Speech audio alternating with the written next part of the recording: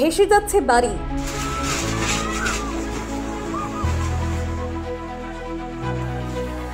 ভেসে যাচ্ছে মানুষ,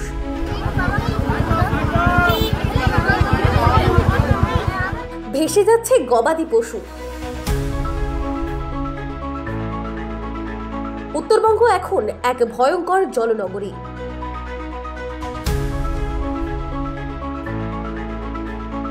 প্রকৃতির তাণ্ডবে তছনছ হয়ে গেছে দার্জিলিং, কালিম্পং, জলপাইগুড়ি, আলিপুরদুয়ার। যেদিকে চোখ যায় শুধু ধ্বংস, কান্না আর অন্ধকার।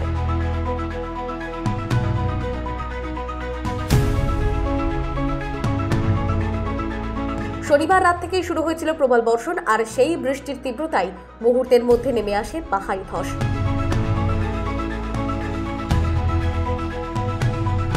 ভেসে গেছে গ্রাম,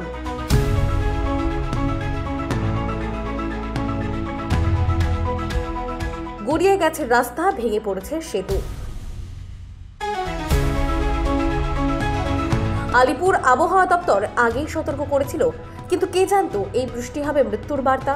জলপাইগুড়ির কুর্তিতে 370 মিলিমিটার, ডায়ানায় 344 মিলিমিটার, বানারহাটে 310 মিলিমিটার আর দার্জিলিংয়ে 261 মিলিমিটার বৃষ্টির রেকর্ড হয়েছে। মানে একদিনে পাহাড়ের বুকের ওপর প্রায় 1 ফুট জল নেমেছে। এই ভয়ঙ্কর পরিমাণ বৃষ্টিতেই আলগা হয়ে গেছে পাহাড়ের মাটি। ধস নেমেছে একের পর এক জায়গায়। রোহিণী রোড বন্ধ, শিলিগুড়ি দার্জিলিং যোগাযোগ বিচ্ছিন্ন, লচন, ঋষিখোলা, পেডং, মিরিক সব জায়গায় কার্যত অবরুদ্ধ। মানুষ, পর্যটকেরা আটকে আছেন, স্থানীয়রাও জীবন বাঁচাতে পালাচ্ছেন, কিন্তু সাহায্য পৌঁছানোই এখন এক অসম্ভব কাজ। এই ভয়াবহ বন্যায় শুধু মানুষ নয়, নিরীহ প্রাণীরাও ঘর ছাড়া।